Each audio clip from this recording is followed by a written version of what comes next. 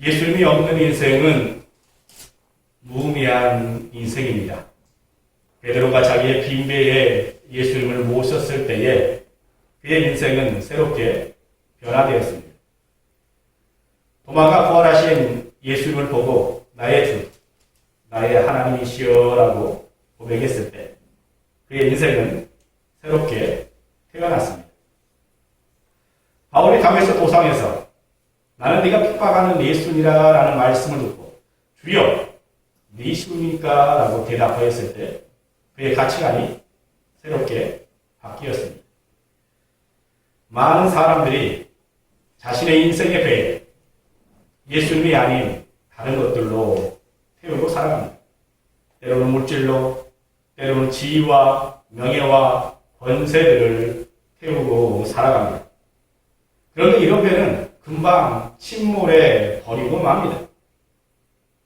사람이 진실로 의미 있고 복된 인생을 살기 위해서는 탐심을 버리고 예수님을 주님으로 모셔야 됩니다. 예수님께서는 빈 배에 오르십니다. 예수님께서는 겸손한 마음이 있는 곳에 임재하십니다.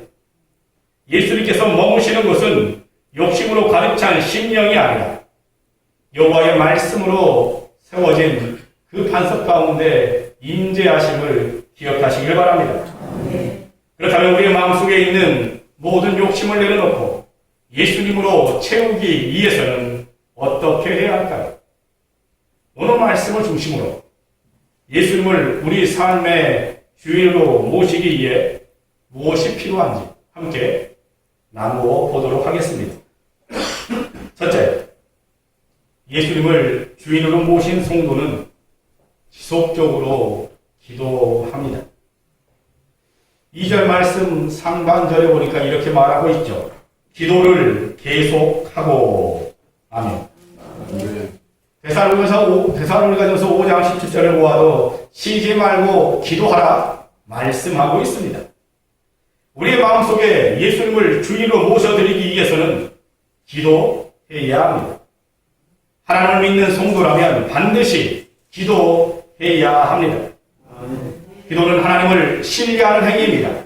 기도는 하나님의 말씀에 귀를 기울이는 일입니다. 기도는 영적인 호흡을 통해 하나님의 생기를 받아들이는 일이고 하나님의 뜻을 묻는 일입니다.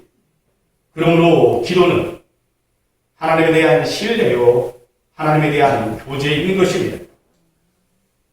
그래서 기도가 없이는 하나님과의 올바른 소통이 이루어질 수도 없고 하나님과의 올바른 소통이 이루어지지 않으면 예수님을 주인으로 온전히 모셔드릴 수 없습니다. 그러므로 반드시 기도해야 하는데 오늘 말씀에 의하면 지속적으로 계속해서 기도해야 함을 말씀하고 있습니다. 성경은 우리가 지속적으로 기도해야 하는 이유에 대해서 많은 부분에 대해서 증거하고 있죠. 우리가 잘 알고 있듯이 마태복음 15장에 보면 수로보니게 여인의 강구하는 말씀의 내용들이 기록되어져 있습니다. 수로보니게 여인은 예수님을 향하여 자신의 딸을 고쳐줄 것을 강구하였습니다. 그러나 예수님은 이렇게 대답하였죠. 자녀로 먼저 배불리 먹게 할 것이다. 자녀의 떡을 취하여 개들에게 던짐이 마땅치 아니하다. 말씀하시며 거듭 거절하셨습니다. 그럼에도 수로보니게 여인은 물러서지 않았죠. 주여, 맞습니다. 그러나 개들도 아이들의 상에서 떨어지는 부스러기를 먹나이다. 계속해서 거듭 강구하였습니다. 이에 예수님께서는 여자여, 네 믿음이 크도다 말씀하시고 그녀의 소원대로 그녀의 딸을 고쳐주셨습니다. 수로보니게 여인은 물러서지 않았고 낙심하지 않았고 지속적으로 강구하였기 때문에 예수님의 마음을 움직일 수 있었던 것입니다. 또한 누가복음 18장에 보아도 불의한 재판관을 향해 끊임없이 강구하는 가부에 대한 말씀이 나옵니다. 이 가부는 자신의 원한을 해결받기 위하여 재판관을 찾아갔습니다. 그런데 이 재판관은 불의한 재판관이었습니다. 이 가부의 요청을 전혀 들어주지 않았습니다. 그러나 이 가부는 계속해서 지속적으로 재판관을 찾아갔습니다. 성경은 이 부분에 대해서 이렇게 증거하죠. 누가복음 18장 4절 5절입니다. 그가 얼마 동안 듣지 아니하다가 후에 속으로 생각하여 내가 하나님을 두려워하지 아니하고 사람을 무시하나 이 가부가 나를 번거롭게 하니 내가 그 원한을 풀어주리라. 아멘. 나를 번거롭게 하니 내가 그 원한을 풀어주리라. 그렇습니다. 우리는 기도할 때 포기하지 않고 지속적으로 응답받을 때까지 기도해야 함을 믿으시길 바랍니다. 아멘. 사도행전 2장을 보아도 사도들과 120명의 문도들이 성령의 충만함을 받기 위하여 열흘 동안이나 참고 기다리며 기도하다가 성령님의 임재하심을 경험했습니다. 다윗은 사울왕에게 쫓김을 받는 상황 가운데서 자신을 구원해 주시기를 하나님께 간구했죠. 시편 59편 1, 2절 말씀을 보면은 나의 하나님이여 나의 원수에게서 나를 건지시고 일어나 치려는 자에게서 나를 높이 주소서. 악을 행하는 자에게서 나를 건지시고 피 흘리기를 즐기는 자에게서 나를 구원하소서. 하나님이여 나를 건지시옵소서. 하나님이여 나를 구원하여 주옵소서. 다윗이 30세에 유다 지파의 왕이 되기까지 약 10년 동안 다윗은 도망자의 삶을 살아야 했습니다. 이 도망자의 삶 동안 다윗이 얼마나 기도했을까요? 한두 번 기도했는데 응답되지 않는다고 그 기도를 멈추었다면, 기도를 포기했다면 우리는 이대한 다윗을 볼 수가 없을 것입니다. 그러나 다윗은 10년여의 도망자의 삶 동안 지속적으로 하나님 나를 건지시옵소서. 하나님 나를 구원하옵소서. 하나님께 도우심을 간구했습니다. 하나님의 때에 하나님의 시간표에 따라 반드시 억울한 무명을 풀어주시고 위기의 상황에서 건져주실 것을 지속적으로 기도했기 때문에 하나님의 영광을 다윗은 누릴 수 있었던 것입니다. 그러므로 성도 여러분, 우리 기도해야 합니다. 지속적으로 하나님의 말씀을 붙들고 기도해야 합니다. 우리가 기도하지 않으면 주님과의 온전한 교통이 이루어질 수 없습니다. 주님과의 온전한 교통이 이루어지지 않고는 주님 안에 있는 풍성한 생명의 은혜를 온전히 누릴 수도 없습니다. 그러므로 꼭 기도하시길 바랍니다. 기도하시되 중단하지 말고 계속 하시길 바랍니다. 그러면 분명히 하나님의 깊고 풍성한 교제를 이룰 것이고 주님의 한량없는 은혜가 우리 성도님의 심령 속에 가득 차게 될 것입니다. 지속적인 기도를 통해 예수님이 주인 되심을 고백하며 하나님과의 풍성한 교제를 나누시는 성도님 될 수 있기를 주님의 이름으로 축원드립니다. 둘째, 예수님을 주인으로 모신 성도는 감사함으로 기도합니다. 본문 2절 하반절 말씀에 보면 이렇게 말하고 있죠. 기도에 감사함으로. 아멘. 또한 데살로니가전서 5장 18절에 보아도 범사에 감사하라 말씀하고 있습니다. 성도 여러분, 감사는 기도를 기도답게 만들어주는 힘이 있습니다. 감사는 기도에 큰 유익을 가져다 줍니다. 우리가 괴로울 때 감사로 기도하면 불평과 불만, 불신에 찼던 마음이 사라집니다. 병들어 죽었던 믿음이 다시 회복이 됩니다. 그래서 다시 믿음으로 기도할 수 있는 힘을 우리에게 공급해 줍니다. 우리가 감사함으로 기도해야지 하나님과의 교통이 이루어지고 하나님과의 교통이 이루어져야 하나님의 하나님 되심을, 하나님의 주인 되심을, 하나님의 다스리심을 우리가 인정할 수 있습니다. 그러므로 우리는 감사함으로 깨어있어 하나님 앞에 기도해야 합니다. 성경은 우리가 감사함으로 기도해야 하는 이유에 대해서 이렇게 말씀하고 있죠. 역대상 16장 34절에 보니까 여호와께 감사하라. 그는 선하시며 그 인자하심이 영원하미로다. 아멘. 우리가 감사함으로 기도해야 하는 이유는 그는 선하시며 그 인자하심이 영원하기 때문입니다. 또한 시편 118편 28절에 보니까 주는 나의 하나님이시라 내가 주께 감사하리로다. 하나님이 나의 하나님이시기 때문에 우리는 감사함으로 기도해야 합니다. 빌립보서 4장 6절에 보아도 아무것도 염려하지 말고 오직 모든 일에 기도와 간구로 너희 구할 것을 감사함으로 하나님께 아뢰라 말씀하십니다. 우리가 믿는 예수님은 우리의 모든 염려와 근심을 해결해 주시는 평강의 예수님이기 때문에 우리가 감사함으로 기도해야 한다. 성경은 증거하고 있습니다. 그렇다면 우리가 감사함으로 기도할 때 어떤 놀라운 일들이 일어나게 될까요? 다니엘서 6장에 보면 30일 동안 누구든지 왕 이에게 누구에게든지 절하거나 경배하거나 존경한다 말하면 사자굴에 던져진다는 법령이 선포되었습니다. 그럼에도 다니엘은 늘 하던 대로 창문을 열고 기도하죠. 다니엘서 6장 10절입니다. 자기 집에 돌아가서 입방에 올라가 예루살렘으로 향한 창문을 열고 전에 하던 대로 하루 3번씩 무릎을 꿇고 기도하며 그의 하나님께 감사하였더라. 아멘. 법령에 적힌 내용을 알면서 다니엘은 감사함으로 기도했습니다. 하나님께 늘 하던 대로 감사함으로 기도를 드렸습니다.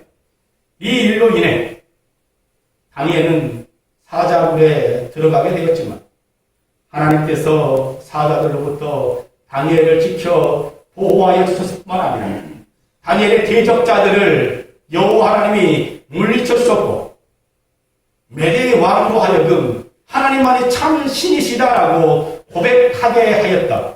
즉 하나님의 하나님이심이 증거되게 하였던 놀라운 일들이 이루어졌음을 다니엘의 감사의 기도로 역사에 있었음을 성경은 우리에게 증거하고 있습니다.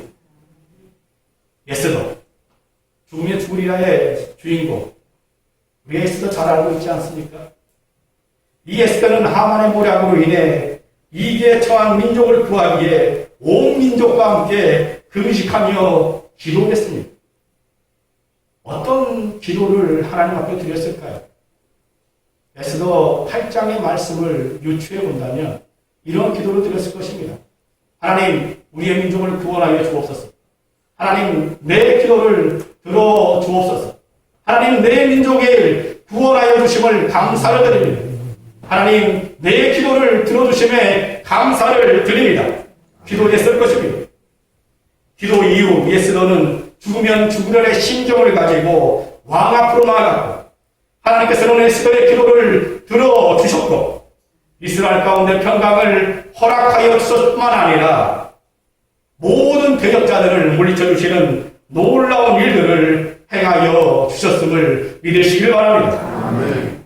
사도행전 16장에 보면 또한 바울과 실라는 빌립보에서 기승들린 여정을 고쳐주었다는 이유로 옷이 찢기고 매를 맞고 착고에 채워져 감옥에 갇히게 되었습니다.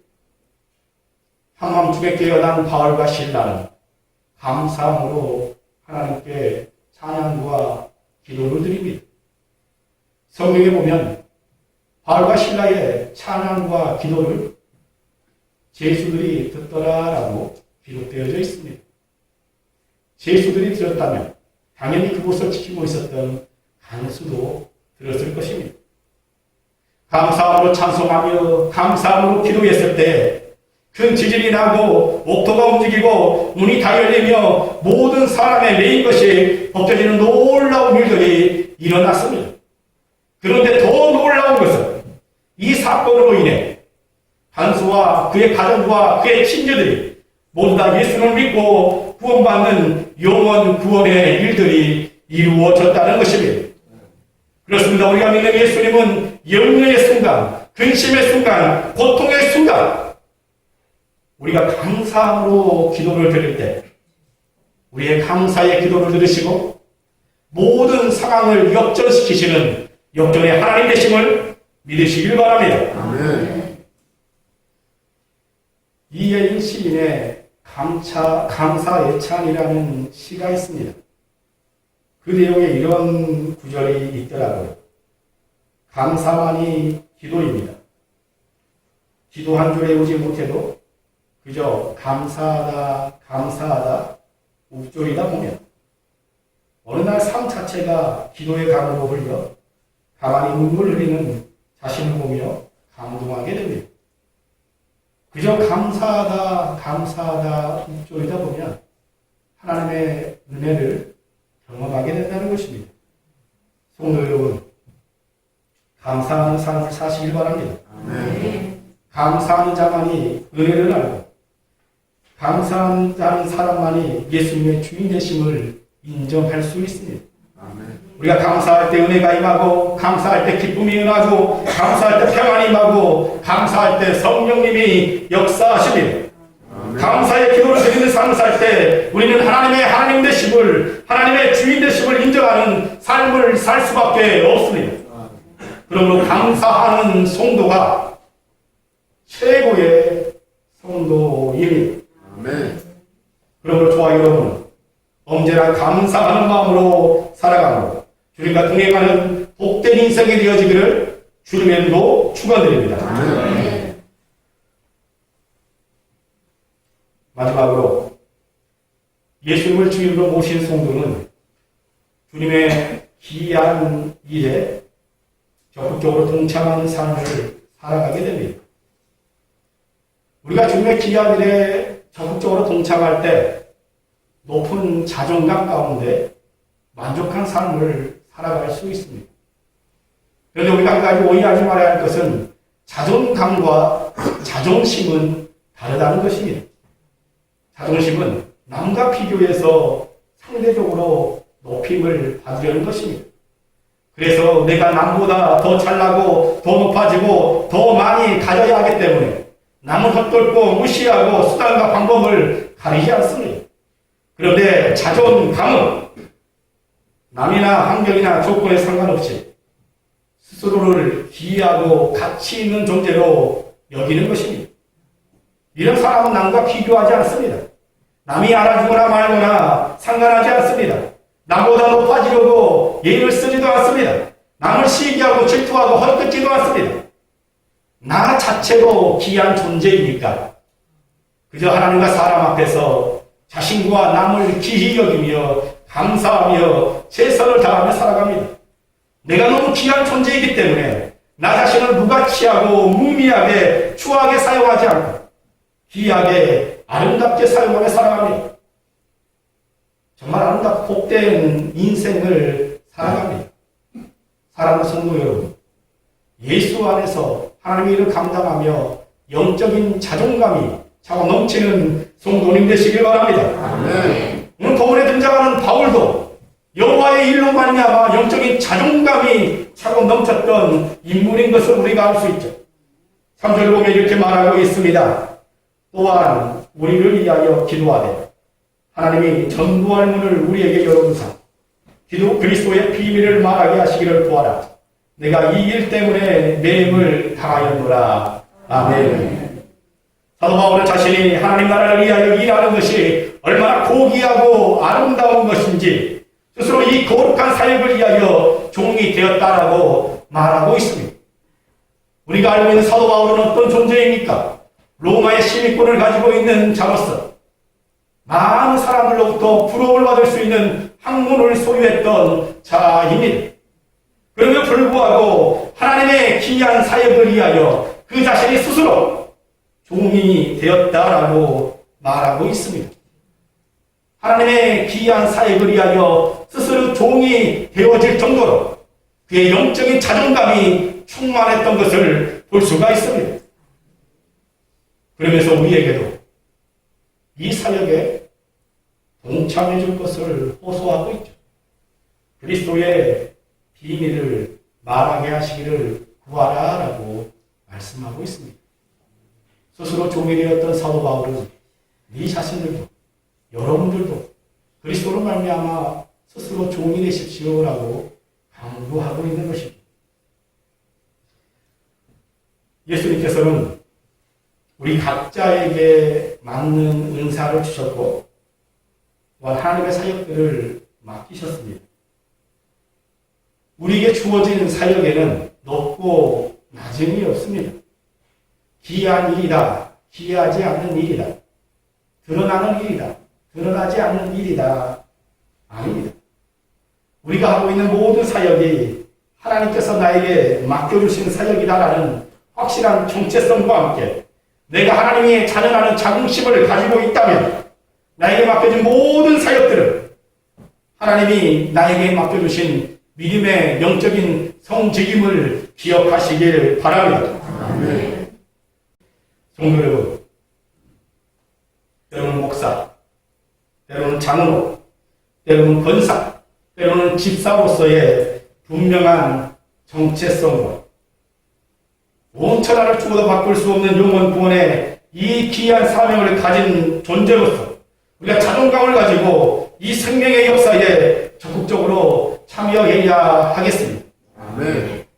내가 너를 공부한 모든 것을 가르쳐 지키게 하라 말씀하셨던 그 여호와의 말씀이 하나님의 비밀을 맡은 우리를 통하여 온전히 이루어지기를 소망하며 나아가시기 바랍니다. 아멘. 우리 안에 귀한 사역을 감당하며 나아갑니다라고 우리 안에 참된 자긍심과 자존감을 가지고 나아갈 때에 우리는 주님과 동행할 뿐만 아니라 하나님의 귀한 사역을 감당하는 믿음의 백성들로 서 있을 수 있을 것입니다. 아멘. 이제 말씀을 정리하도록 하겠습니다. 사랑하는 성도 여러분, 오늘 말씀을 기억하면서 정말 늘 깨어 기도할 수 있기를 바랍니다. 지속적으로 기도하십시오. 감사함으로 기도하십시오. 아멘. 그리고 나아가 천하와도 바꿀 수 없는 하나님의 거룩한 사역에 적극 참여하며 높은 자존감 속에서 감사와 기쁨과 은혜로 주님과 동행하는 예수님을 주인으로 모셔드리는 모든 성도님 삶이 되시기를 주님의 이름으로 축원드립니다. 아멘. 기도하겠습니다.